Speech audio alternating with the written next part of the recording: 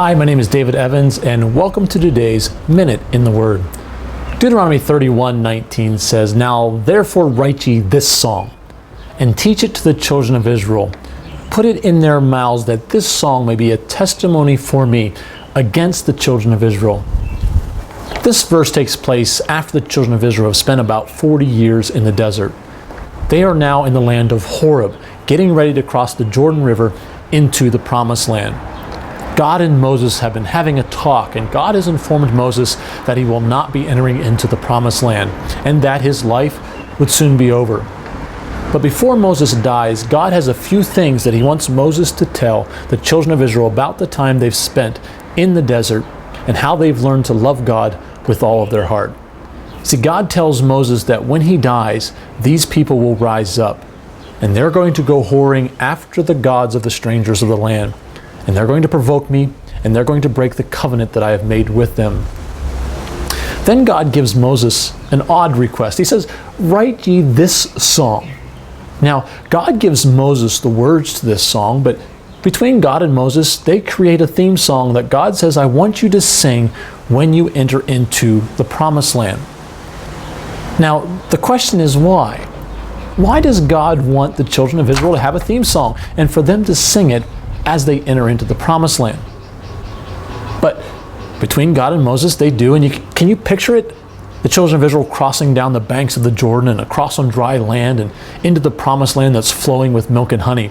You can almost hear the orchestrations playing this melody and the choirs singing this song of triumph as they enter into the Promised Land. See, Andrew Lloyd Webber or Rodgers and Hammerstein haven't composed anything in comparison to what Moses and God compose here on the banks of the Jordan. Can you picture it? In this closing epic scene after a 40-year trek through the desert, the children of Israel have now begun their entry into the Promised Land. And God says, "Hey, I want you to remember this tune, this theme song, this melody as you enter into the Promised Land." The song begins, it says, "When you enter into the Promised Land, this land that I have promised to you and to your father Abraham, it will be flowing with milk and honey, and you're going to eat, and you're going to get full, and you are going to get fat." Now at this point I have to stop and say, I'm beginning to like this theme song. It continues, "When you have done this, then you will turn from me, and you're going to provoke me, and you will break my covenant." The song has taken a turn in an unexpected direction. It goes on. "But it shall come to pass that many evils and troubles will befall you. Then this song shall testify against you as a witness. For it shall not be forgotten out of the mouths of your children." Listen to this. "For I know your imaginations even now, before I've even brought you into the land that I have promised."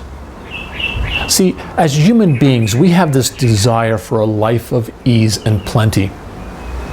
And God says, "I know your imaginations." And he recognized that this test would be one of the biggest tests the children of Israel would face in understanding how to love God with all of their hearts.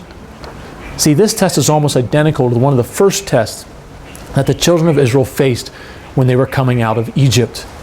They were lacking food, and the verse says that, "Oh, how I wish I could eat to the full around the flesh pots of Egypt." See, God doesn't want the children of Israel to enter into a new form of slavery in the Promised Land, because he says, "I know your imaginations. I know your desires and how you want to pursue the gods of the land." See, have you ever stopped and thought about the theme song of your life? You know, that melody that keeps popping up in all the major scenes of your life? Is that song a song of faith or a song of doubt? Is it a song of triumph or a song of defeat? See, God is writing a song about your life and writing a warning to you about your imagination, the things that draw you to the gods of the land. Because there will be a crescendo of music accompanying you as you cross the Jordan into the Promised Land. And God says, "Hey, I want you to remember this song. Put it in the mouths of your children. Teach it to them so they understand, because this song is a song of warning." And he says, "I don't want you to forget it, because this song is the theme song of your life." This has been A Minute in the Word. Thank you so much for watching.